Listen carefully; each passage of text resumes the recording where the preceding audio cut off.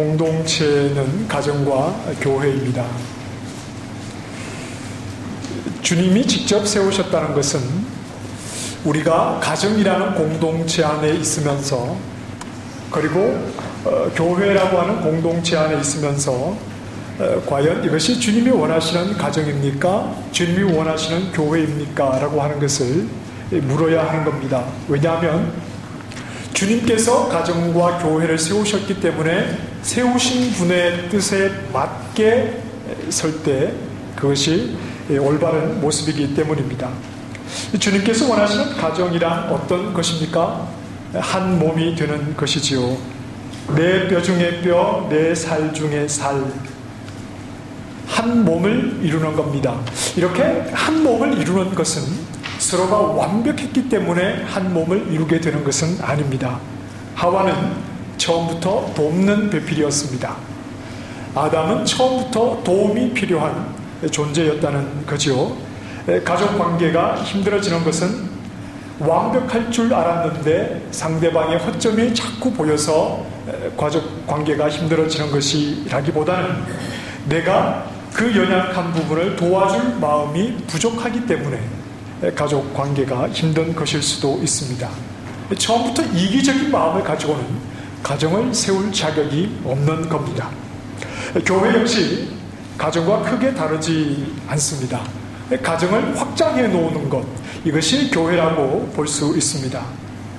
자, 어떤 목사님이 성공적으로 목회를 마치신 그런 노 목사님에게 이런 질문을 했습니다. 목사님, 어떻게 해야 목사님처럼 목회를 잘 할 수 있습니까?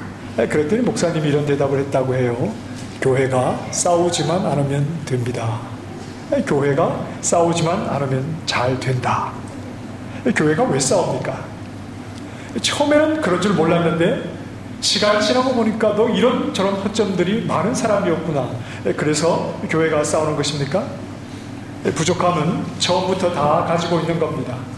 그런데 그 부족함을 용납할 힘이 없으니까, 서로의 부족함을 바라보고 그것을 용납하려고 하는 마음이 없으니까, 서로의 연약함을 덮어주려고 하는 그런 마음이 없으니까 자꾸 교회 안에서 이 싸움이 일어나게 되는 겁니다.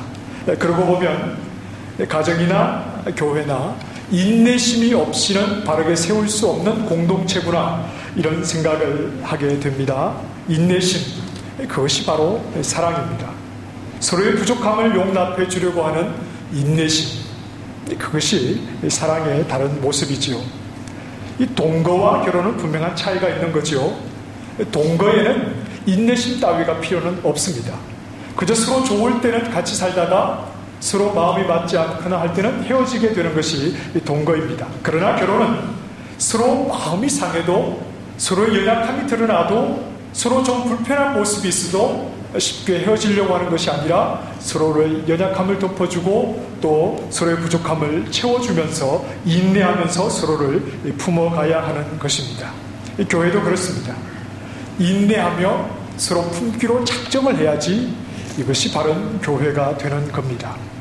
자, 오늘 본문 말씀은 아시아의 7교회 가운데 에베소 교회에 주시는 말씀입니다. 지금 사도 요한은 반모섬에 유배가 되어 있는데 반모섬에서 가장 가까운 거리에 있는 교회가 이제 에베소 교회입니다. 에베소 교회를 출발해서 7교회에 말씀을 주지 않습니까? 그래서 에베소 교회에 출발해서 이렇게 칠자 모양으로 그리면 차례차례 7교회가 순서대로 나타나게 됩니다. 아시아의 7교회에 주님께서 말씀을 하실 때는 주님께서 말씀을 하시는 교회마다 말씀하시는 주님이 어떤 분인가에 대해서 자신을 소개하는 내용도 각각 다르게 나타나고 있습니다.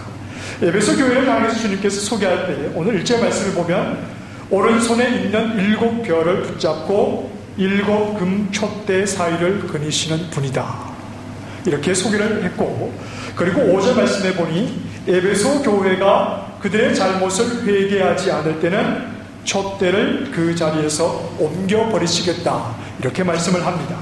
자, 7 촛대가 무엇을 가리키는 겁니까? 교회를 가리키는 것이었습니다. 예수님은 교회 가운데 계시면서 교회를 다스리시고 교회를 지켜나가시는 분입니다. 그래서 우리가 지난주에 말씀을 함께 나누었던 것처럼 교회의 소망은 지금도 교회 가운데 계셔서 교회를 지키고 교회를 다스리는 우리 주님께 교회의 소망이 있는 거지, 교회가 크게 되거나 교회 헌금이 많아지거나 교회 분위기가 좋거나 이것이 교회를 교회되게 하는 것은 아니라는 것을 우리가 생각을 했지요. 그래서 당장은 부족해도 그리고 허물이 없는 교회는 없습니다. 하지만 교회가 주님을 바라볼 때 그 교회는 항상 소망이 있는 것이다, 이렇게 말씀을 나누었습니다.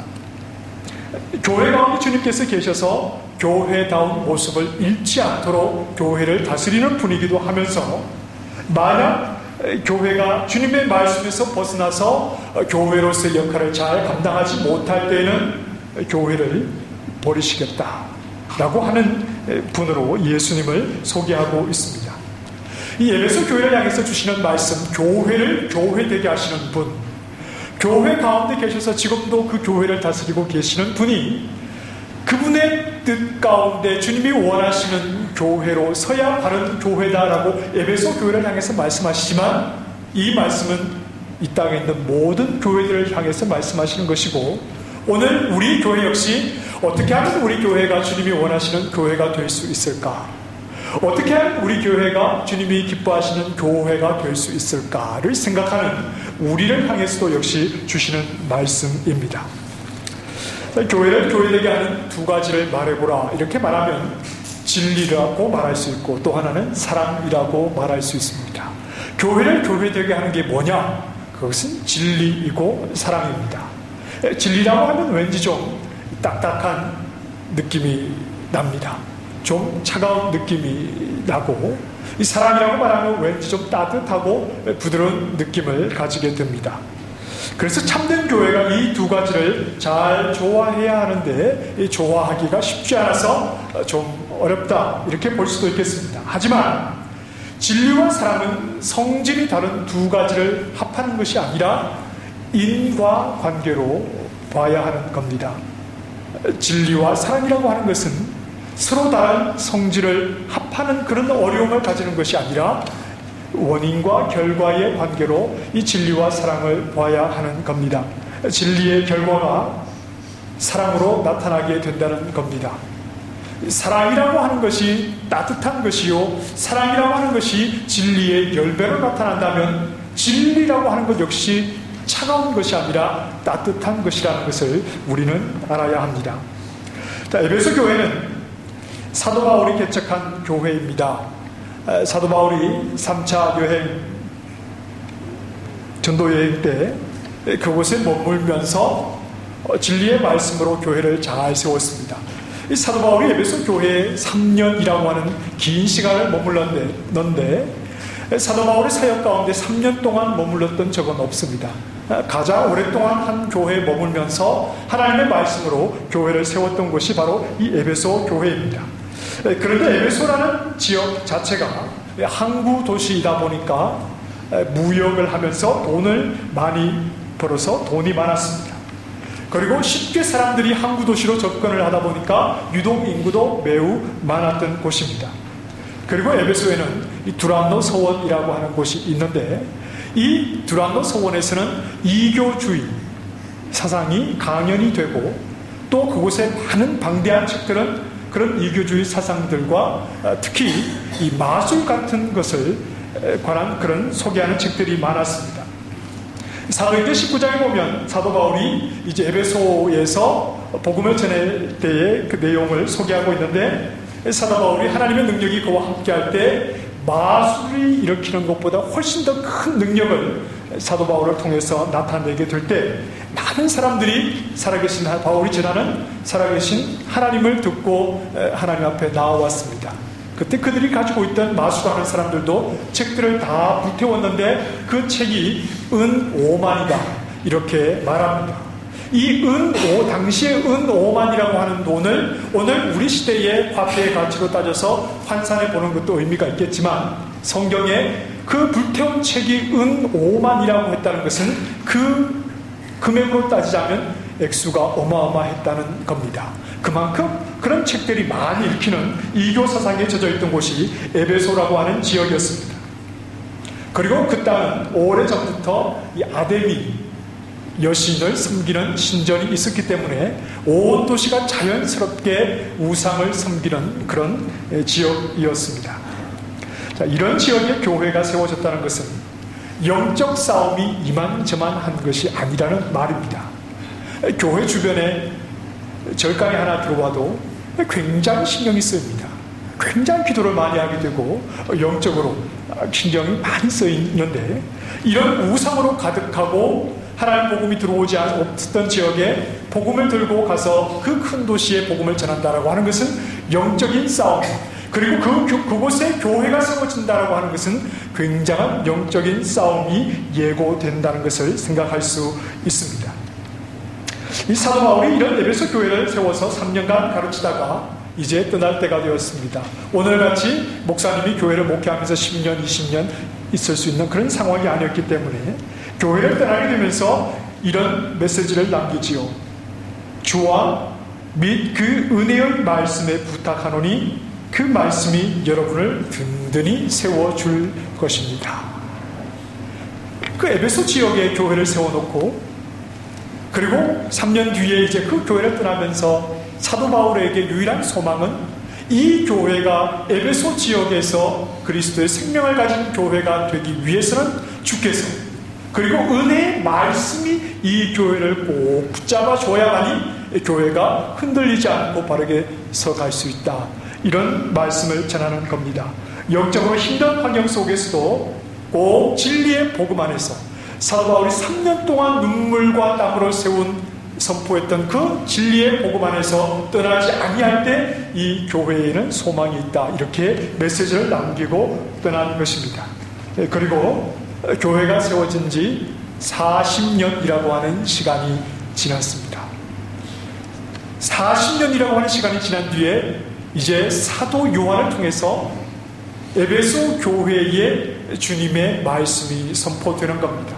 사도 바울이 복음으로 세웠던 교회가 40년이 지난 뒤에 어떠한 모습을 하고 있는지 어떤 면에서는 주님께서 평가하시면서 에베소 교회에 메시지를 주고 계시는 겁니다. 자, 우리 교회는 이제 올 5월이 되면 교회 창립 25주년이 됩니다. 우리 교회가 처음 교회를 창립할 때 모토는 하나님 말씀 중심의 교회, 이것이 하나의 모토였습니다. 기도 가운데 하나님 뜻 안에서 교회를 세울 때 우리 교회는 말씀 중심의 교회다, 이 말씀 중심의 교회가 우리 교회의 방향이다, 이렇게 분명한 방향을 세웠던 겁니다. 말씀 중심이라고 할 때 설교를 길게 하는 것이 말씀 중심은 아닙니다. 그렇죠? 말씀 중심이라고 할 때 여러 가지 말씀을 배울 수 있는 기회들을 많이 제공하는 것, 물론 그렇기도 합니다. 그러나 교회가 말씀 중심의 교회라고 하는 것은 본질을 찾겠다, 이겁니다. 어떤 방법적인 것들에 관심을 가지고 어떤 방법, 어떤 교회가 이런 방법을 사용했으니까 교회가 부흥했다고 하더라도 우리도 그 방법을 한번 도입해보자, 이런 것을 물론 생각을 해야 되겠지만 그것이 우선이 아니라, 그런 방법들에 끌려가는 것이 아니라 하나님 말씀을 통한 그 본질에 무엇보다도 방향을 맞추겠다는 겁니다. 자, 말씀 중심의 교회라는 것이 무엇을 말합니까? 말씀이라고 하는 것은 누가 하시는 겁니까? 하나님이 하시는 거죠. 하나님이 말씀을 왜 하십니까? 하나님은 말씀하신 대로 하나님께서 그분의 일을 이루어 가시는 분인 겁니다. 하나님께 우리 교회가 말씀 중심의 교회다, 이 말은 하나님께서 66권의 말씀을 통해서 무엇을 말씀하고 계시는가, 그리고 말씀하신 대로 하나님께서 그 일을 어떻게 이루어가고 계시는가, 말씀하시고 말씀하신 대로 그 일을 이루어 가시는 하나님에게 집중을 하는 교회가 되자, 이것이 말씀 중심의 교회가 나아가야 할 방향입니다. 하나님의 말씀이 오늘 나에게 어떤 유익을 주고, 하나님의 말씀이 당장 나에게 어떤 복을 주고, 여기에 내가 중심이 되어서 말씀을 열겠다는 것이 아니라 내가 힘들고 어렵고 좀 견뎌 나아가야 하는 상황이라 하더라도 말씀하신 하나님께서 그분의 일을 이루어 가실 줄 믿고 그 하나님의 신실하심 속에서 말씀하신 하나님이 그분의 일을 이루시기를 인내하며 기다리겠다. 이것을 신앙의 분명한 방향으로 잡고 우리 교회가 나아가겠다는 겁니다. 그래서 우리 교회는 복을 많이 말하지 않아요. 세상의 물질의 축복, 건강의 축복, 자녀의 복, 이런 것들을 많이 말하지 않습니다. 무엇을 많이 말합니까? 하나님을 말하지요. 말씀으로 오신 예수 그리스도를 말하지요. 하나님이 얼마나 말씀하신 대로 그분의 일을 이루어 가시는 전능하신 하나님인가, 또 신실하신 하나님인가, 성실하신 분인가, 하나님을 더 많이 말하고 그 하나님을 알아갈 때 우리에게 기쁨이 있는 것이고, 그 하나님을 알아갈 때 우리는 세상의 어려움 속에서도 흔들리지 않는 것입니다. 교회가 설립될 때 가졌던 기본적인 취지를 해마다 창립 사경회 때 우리가 다시 한번 확인해 보는 시간입니다. 곧 우리가 또 사경회를 가질 텐데 여러분 기도로 많이 준비하셔야 됩니다. 무엇보다도 하나님의 진리의 말씀을 우리에게 바로 전해서 우리 귀에 듣기 좋은 말씀, 이런 말씀이 아니라 정말 성경이 우리에게 무엇을 이야기하고 있는지를 우리에게 바로 전하는 목사님이 오셔서 또 그 말씀을 듣고 말씀 중심의 교회로 우리 교회가 세워져야 할 것입니다. 자, 바울에 의해서 교회가 설립된 지 40년이 지나면서 에베소 교회는 본질적인 것에 매우 충실했습니다. 에베소라는 쉽지 않은 영적 환경 속에서 교회를 복음 안에서 바르게 지켜나가기 위해서 굉장히 인내하면서 수고를 했습니다. 주님의 이름으로 세워진 교회, 이 교회의 생명력을 잃지 않기 위해서 그들은 가진 복음을, 받은 복음이 세상과 뒤섞이지 않도록 참았고 인내하였고 또 그 일에 게으르지 않게 성실하게 일들을 지켜왔습니다. 분명한 복음 진리 안에 서 있으면서 그들은 거짓 복음이 우리에게는 들어와서는 안 되겠다, 이런 단호한 결단을 가졌습니다. 이 당시에는 여러 지역을 다니면서 순회하는 전도자들이 있었는데 그들은 자칭 사도라고 말했습니다. 자신들이 사도라고 말하면서 교회에 들어와서 정말 사도들이 전해주었던 그 복음과는 좀 다른 그런 복음들을 전하면서 진리를 왜곡하는 말씀들을 전하는 경우들이 있었습니다. 에베소 교회가 자칭 사도라고 말하면서 전하는 교회 안에 들어와서 말씀을 전하는 자들의 말씀을 유심히 들어보면서 과연 이 말씀이 사도 바울이 우리에게 전해준 복음과 같은 것인가 아닌가를 예리하게 살피기 위해서 그들은 매우 냉철하게 지각을 가지고 그들의 말씀을 듣고 판단하고 평가하면서 사도 바울이 우리에게 전해줬던 복음의 내용과 다를 때 이것은 거짓이다, 그들의 거짓을 발견하고 그들을 교회에서 내보내면서 교회가 흔들리지 않도록 믿음 안에서 잘 지켜왔다는 사실입니다. 이 바울의 당부대로 진리를 지키면서 지난 40년의 시간을 지나왔습니다. 그들의 수고를 주님께서 다 알고 있다, 이렇게 말씀을 하고 그들의 수고를 인정해 주셨습니다. 자, 그러나 에베소 교회를 향해서 책망할 것이 있다, 이렇게 말씀을 하십니다. 그리고 주님께서 책망하시는 그 책망을 통해서 교회가 돌이키지 않는다면 더 이상 이 교회는 교회일 수 없다, 이렇게 말씀을 하시는 겁니다. 에베소 교회가 지난 40년 동안 9가지를 잘 왔는데 한 가지 잘못된 것을 찾아서 하나님께서 그것을 우중하려고 하시는 것이 아니라 너희가 회개하고 돌이키지 아니할 경우에는 더 이상 교회일 수가 없다라고 말씀하시는 것을 보니까 이것은 매우 중요한, 매우 핵심적인 내용을 그동안 에베소 교회가 나름대로 지켜왔지만 놓치고 있었다는 말입니다. 자, 그것은 바로 4절 말씀에 너의 처음 사랑을 버렸느니라, 그리고 5절에 이어서 처음 행위를 가지라, 이렇게 말씀을 합니다. 자, 에베소 교회가 설립이 되면서 가졌던 처음 행위, 그것은 바로 사랑이었습니다. 처음 가졌던 사랑을 회복하지 못할 경우에 교회로서의 가치를 잃어버리는 것이다. 더 이상 교회가 아니다. 이렇게 말씀을 합니다. 자, 그렇다면 처음 사랑의 대상은 누구입니까? 에베소 교회가 가졌던 처음 사랑, 그것이 그들의 처음 행위였는데 이것을 어느새 잃어버리고 말았습니다. 그래서 처음 행위, 처음 사랑을 가지라고 주님께서 말씀을 하시고, 이 처음 사랑을 가지지 못하면 너희는 더 이상 교회가 아니다. 그럼 처음 사랑의 대상은 누구냐 하는 겁니다. 처음 사랑의 대상을 당연히 주님이다 이렇게 말할 수도 있겠습니다만, 교회라고 볼 수 있겠습니다. 이 두 가지 이유를 들어서 이 처음 사랑, 에베소 교회가 잃어버린 처음 사랑의 대상이 교회다, 성도다. 이 두 가지 이유를 들어서 설명할 수 있는데, 첫째는 예수님께서 아시아의 다른 교회들을 책망할 때 그들의 잘못이 직접적으로 주님과 관계된 것은 아니었다는 말입니다. 예를 들어서 주님을 향한 마음이 식었다든지, 주님을 배반했다든지, 주님을 욕했다든지, 그들의 잘못을 들어서 책망을 할 때 그들의 잘못이 직접 주님과 관계된 것은 다른 교회를 책망하실 때도 그런 말씀은 없다는 겁니다. 그리고 두 번째, 계시록을 기록한 사도 요한은 그가 또 성령의 감동으로 기록한 다른 말씀들이 있죠. 요한 서신서들이 있고 또 요한 복음이 있습니다.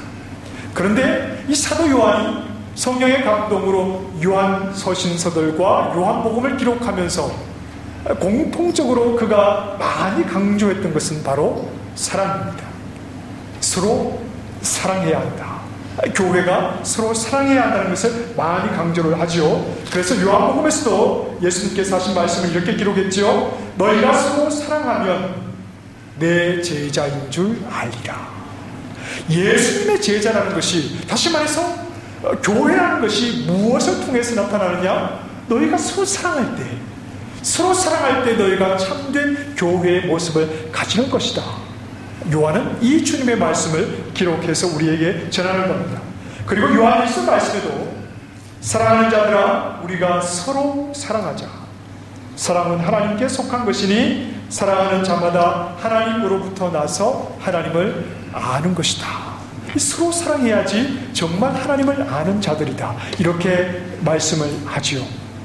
자, 이렇게 볼 때 오늘 본문 에베소 교회가 잃어버린 처음 행위, 처음 사랑은 물론 주님을 향한 사랑이기도 합니다. 넓게 보면. 그러나 성도들 안에 서로 사랑하는 모습이, 서로 품어주는 모습이, 서로 하나 되는 모습이 교회 안에서는 점점 사라져 갔다는 말입니다. 이것이 큰 문제였습니다. 얼마나 큰 문제였던지 이 사랑이 회복되지 않으면 이것은, 이 교회는 더 이상 교회가 아니다. 이렇게 말씀을 하는 겁니다. 자, 그 이유가 무엇일까요? 에베소 교회가 점점 성도들을 향한 사랑, 서로를 향한 사랑이 점점 사라져 갔던 이유가 무엇일까요? 그 이유는 교회 안에서 진리를 지키려고 하다 보니까 그런 겁니다. 자칭 사도로 하는 자들이 과연 전하는 말씀이 진리인가? 과연 저 복음이 정말 진리의 복음인가를 도끼 눈을 뜨고 들어보는 거죠. 그리고 무언가 작은 하나 실수가 나타날 때 그건 바울이 전했던 진리와는 다르다. 이렇게 해서 배척하는 겁니다. 엉터리 복음이 선포될 때 그 판단은 올바른 것입니다. 교회 안에 이런 판단이 있어야 합니다. 아무나 와서 아무나 어떤 말을 할 때 그냥 아멘하고 무턱대고 받아들이면 건강한 교회일 수가 없겠지요. 교회를 혼란스럽게 하는 그런 복음들이 들어와서는 안 됩니다. 그러나 지나치게 이 부분에 신경을 쓰다 보니까 경계를 자연스럽게 하게 되는 겁니다. 그리고 작은 잘못도 정죄를 하게 되는 겁니다. 부족함을 용납하려고 하기보다는 교회 안에서 쉽게 누군가를 판단하고 또 뭔가 조금이라도 빗나갈 때 그를 정죄하는 이런 분위기가 교회 안에 가득하게 된 겁니다.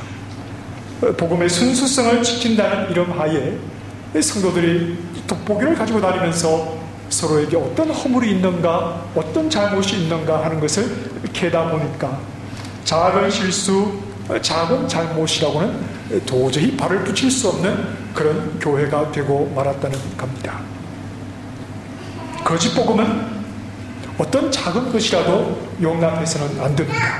자, 에베소 교회는 오늘 말씀에 니골라 당을 미워했다. 그들은 주님께서도 미워하는 것이다. 이렇게 말씀을 했지요. 이 니골라라고 하는 것은 니카와 라온이라는 말에 합해진 겁니다. 니카라는 말은 이기다는 말입니다.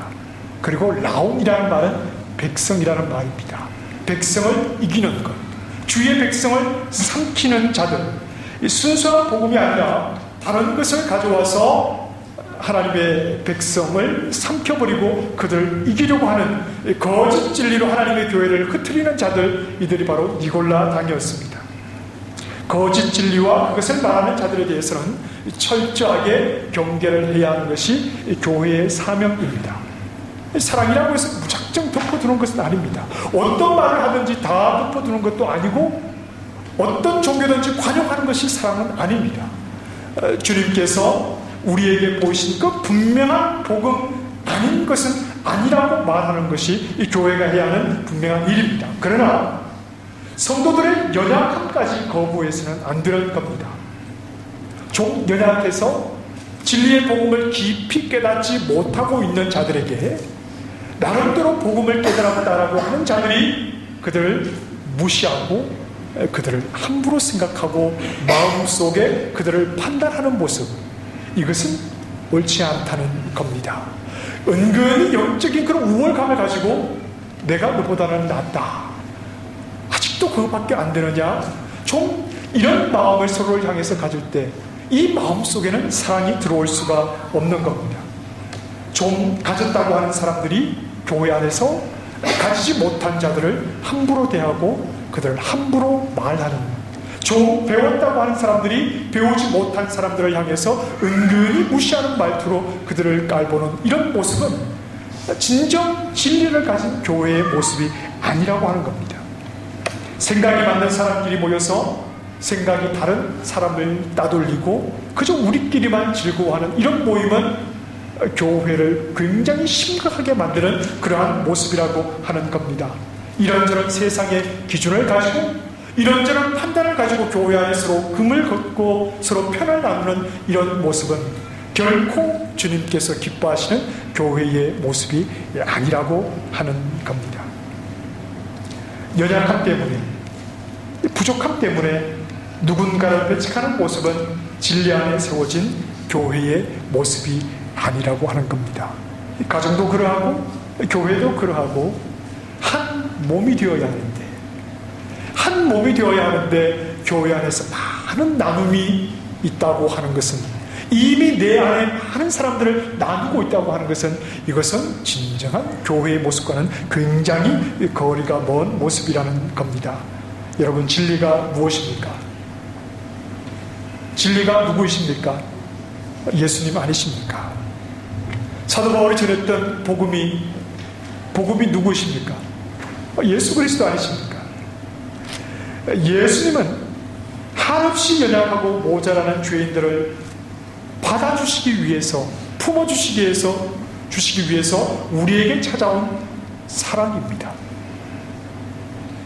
아무런 가치 없이 버려진 나에게 찾아오신 주님께서 내 죄값을 대신 지불하시고 값없이 나를 의롭다 하시며 나를 안아주신 것, 그것이 진리이고 그것이 복음 아닙니까? 아무것도 가진 것이 없었던 자들이 예수님의 이름을 힘입어서 하나님 나라를 상속받는 하나님의 자녀가 되었다는 것, 그것이 바로 복음의 내용이 아닙니까? 주님이 그렇게 하신 이유, 하나님이 세상을 이처럼 사랑하사 주님의 사랑 외에는 그 이유를 찾을 수 없다는 것이 진리의 내용이 아닙니까? 교회가 가진 진리는 사랑으로 드러나는 것입니다. 진리와 사랑은 다른 것이 아닙니다. 진정 예수 그리스도를 통해서 우리에게 보여주신 그 진리의 내용, 그것은 한없이 더럽고 한없이 추하고 아무런 소망이 없고 나약하기 짝이 없는 우리에게 다가오셔서 말없이 품어주신 것, 그것이 바로 진리이시고 사랑이신 주님이 우리에게 가르쳐준 유일한 복음의 내용이라는 사실입니다. 연약한 자에게 다가가서 그 연약함을 채워주는 사랑으로 드러나는 것이 이 에베소 교회뿐만 아니라 세상의 모든 교회의 처음 행위여야 하고, 그 행위를 잃지 않는 것이 바로 교회가 해야 하는 일이라는 사실입니다. 사도행전 4장에 나타나는 예루살렘 교회가 그러하지 않습니까? 가진 자는 가진 것으로 가난한 자들을 업신여기지 않고 자기들의 가진 것을 팔아서 그들에 나누어 주면서 필요를 채워주었습니다. 이것이 사랑이었지요. 서로의 필요를 채워주고 연약함을 도우면서 함께 나아갔던 것. 나는 높고 너는 낮다, 높낮이를 따지는 것이 아니라 높은 자는 가진 것을 나눠주면서 함께 온 교회가 서로의 필요를 채워주면서 나아갔던 것이 바로 초대 교회의 모습이었습니다. 이것이 바로 사랑으로 가득한 교회였고 하나님의 진리를 바르게 깨달은 교회의 모습이었다고 하는 겁니다. 자, 이런 교회에게 하나님의 낙원에 있는 생명나무의 열매를 주십니다. 생명나무 실과를 먹는다는 것은 영생을 누리게 하신다는 겁니다. 영생은 우리 주님의, 우리를 지으신 하나님의 품에 안긴다는 말입니다. 시간적으로 늘어뜨리는 것이 영생이 아니라 우리를 지으신 하나님 품에 안겨서 하나님으로부터 단절된 것이 아니라 하나님으로부터 모든 것을 공급받는 것, 그 하나님을 누리는 것, 하나님 속으로 깊이 들어가는 것, 이것이 바로 영생인 겁니다. 다시 말해서 영생이라고 하는 것은 자격 없던 우리를 한없이 용납해 주심으로 우리를 품어주시는 하나님의 그 품에 안기는 것, 이것이 영생입니다. 누가 이 영생의 은혜를 맛보게 되는 겁니까? 이 땅에서 예수 그리스도를 통해서 보여주신 그 사랑으로 오신 진리, 나를 품어주신 하나님의 그 사랑을 깨달아 알아서 나도 역시 부족하지만 교회 안에서 나누지 않고 선을 긋지 않고 편가르지 않고 무시하지 않고 판단하지 않고 모든 연약함을 품으려고 하는 나를 주님께서 그 사랑의 품으로 안아 영생의 은혜를 누리게 해 주신다는 사실, 이 모습이 있을 때 진정한 교회의 모습이라고 하는 것입니다. 우리 교회가 어떤 다른 것을 추구하는 것이 아니라 무엇보다도 교회를 세우신 우리 주님께서 가장 기뻐하시는 교회가 되어야 한다는 것이 우리 모두의 마음속에 있는 겁니다. 그것은 다른 것이 아닙니다. 모든 성도와 친해지는 겁니다. 연약함이 없는 성도가 어디에 있습니까? 모든 성도에게 다가가는 것입니다. 허점이 드러날 때 다른 사람에게 그 허점을 알리는 것이 아니라 그 연약함을 덮어주는 겁니다. 그 부족함을 내가 채워주려고 하는 것입니다. 이 노력과 이 수고 없이는 우리는 하나님이 기뻐하시는 교회가 될 수 없다는 사실을 알아야 합니다. 서로의 처지를 돌아보면서 서로의 연약함을 덮어주려고 하는 것, 나를 품어주신 주님처럼 나 역시 좀 더 품어주려고 하는 것, 이 모습이 교회 안에 있을 때 주님께서 원하시는 교회가 된다는 사실입니다. 우리 강정숙 권사님께서 지금 계속해서 병원에 계신데, 지난주에 교회 권사님을 찾아갔더니 권사님이 이런 이야기를 자꾸 하신대요. 다 똑같다. 자제분들이 계신데 자제분들을 보시면서 그 자제분들을 가리켜서 다 똑같다, 똑같다, 이런 말씀을 자꾸 하신대요. 그날도 저와 또 제 아버지 뻘 되시는 분이 저와 같이 계셨는데 권사님 눈을 떠서 보시더니 형제 같다, 다 똑같다. 그래서 제 마음속에 어떤 생각이 들었냐 하면, 주님의 눈으로 우리를 바라보시는 것 같다, 그런 생각이 들었습니다. 우리는 서로 다르다고 말하고, 좀 나보다 못하고 연약한 사람이 있으면 나는 그렇지 않다고 말하고 싶지만, 우리 주님께서 우리를 바라보실 때는 다 똑같은 것 아닐까요? 다 주님의 은혜로 죄 가운데 구원함을 얻은 하나님의 은혜로 덮어주신 다 똑같은 사람들이 아닐까요? 주님께서 우리를 다 똑같다고 하시면 내가 내 안에서 누군가를 판단하고 누군가를 나누고 누군가를 배척하고 누군가를 왕따시킬 때 과연 주님의 은혜 아래 있는 사람의 모습이라고 할 수 있겠습니까? 나누면 안 됩니다. 나는 너와 다르다 이런 생각을 해서는 안 됩니다. 주님께서 나에게 그렇게 말씀하시지 않으셨잖아요. 너는 죄인이니까 영영 너와 나를 함께 할 수 없다. 이렇게 나누지 않으셨잖아요. 주님께서 나에게 다가오시고 주님께서 나를 품어주시고 오히려 나와 같은 자리에 서주신 그 주님의 은혜를 아는 것이 진정한 복음을 아는 것이고 그 주님의 은혜를 깨닫는 것이 진정한 사랑을 깨닫는 교회의 모습이 아니겠습니까? 서로 구분짓고 나누지 않기를 바랍니다. 너는 내 편, 이런 생각하시면 안 됩니다. 부족함을 채워주려고 다가갈 수 있기를 바랍니다. 우리에게 다가오신 그리스도 그 복음의 진리를 안다면 사랑으로 인내하며 서로를 품어주는, 서로 한 몸이 되는 따뜻한 교회, 그런 교회가 바로 우리 교회가 되어야 할 것입니다. 하나님께서 기뻐하시는 교회이기를 원합니다. 내 마음속을 살펴서 내가 판단하고 내가 나누고 내가 함부로 생각하는 형제에 대한, 자매에 대한 생각들을 버리고 우리 주님 보시기에 주님의 은혜를 입어 다 똑같은 줄 알아. 혹 내가 형제의 연약함과 부족함이 있다면 내가 그를 덮어주고 사랑으로 다가가서 그를 채워줄 수 있는 주님이 기뻐하시는 아름다운 교회로 우리 교회가 서갈 수 있기를 간절하게 소망합니다. 기도하겠습니다. 주님,